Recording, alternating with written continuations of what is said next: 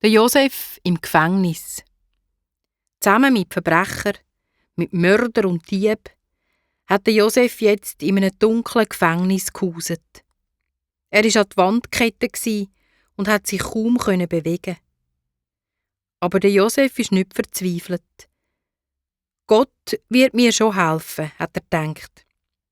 Ein Gefängniswärter, wo jeden Tag das Essen gebracht hat Mitleid mit dem stillen jungen Mann, wo nie tobet oder geflucht hat und so ganz anders war als die anderen Gefangenen. Er hat gespürt, dass der Josef kein Verbrecher ist. Er hat zu ihm gesagt: «Du könntest mir eigentlich helfen beim Essen verteilen.» Dann hat er ihm die Fesseln abgenommen und der Josef ist bald ein Hilfswärter geworden. Einmal an einem Tag hat man 2 ganz vornehme Gefangene gebracht. Man hat ihnen angesehen, dass das besondere Leute sind. Sie sind aus dem Palast vom Pharao gekommen. Der eine war der Obermundschenk. Das heisst, er hat Verantwortung für den königlichen Weinkeller. Der andere war der Oberbäcker. Er hat dafür geschaut, dass immer genug Brot und Küche gebacken worden sind. Der Gefängnisdirektor hat gedacht, dass der Josef sich am besten um diese Herren kümmern könnte.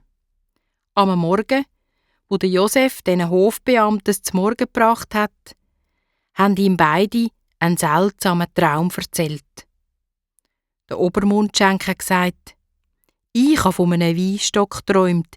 Der hat 3 Reben gehabt und an denen sind 3 Traubenbeeren gereift. Ich habe die Trauben abgelesen und den Saft in einen Becher ausgepresst. Den habe ich dem Pharao zum Trinken gegeben.» Der Josef hat den Traum gedeutet. Die 3 Reben meinen 3 Tage. In 3 Tagen wird dich der Pharao rausholen und du wirst ihm wieder den Becher mit Wein füllen, so wie du es immer gemacht hast. Der Obermundschenk hat wieder Hoffnung gehabt. «Wenn das alles wahr wird», hat der Josef gesagt, «dann bitte ich dich, vergiss mich nicht. Erzähl dem Pharao, dass ich mit Gewalt aus dem Land der Hebräer entführt worden bin und jetzt unschuldig im Gefängnis sitze.» Auch der Oberbäcker hat jetzt seinen Traum erzählen. «Ich habe geträumt, ich trage auf meinem Kopf 3 Körbe mit feinen Küchen über den Hof. Die im obersten Korb sind für den Pharao bestimmt gsi. Da sind Vögel gekommen und haben alles weggefressen.» Der Josef ist nachdenklich geworden und hat gesagt: «Das bedeutet nichts Gutes. In 3 Tagen wird der Pharao dich aus dem Gefängnis holen. Du wirst tot werden und die Vögel werden dein Fleisch fressen.» Und es ist alles genau so passiert, wie es der Josef vorausgesagt hat. 3 Tage später hat der Pharao einen Geburtstag gehabt und ein grosses Fest gemacht. Der Mundschenk ist befreit worden und durfte den Wein servieren.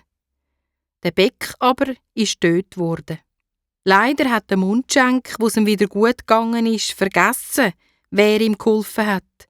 Und so ist der Josef weiter im Gefängnis geblieben.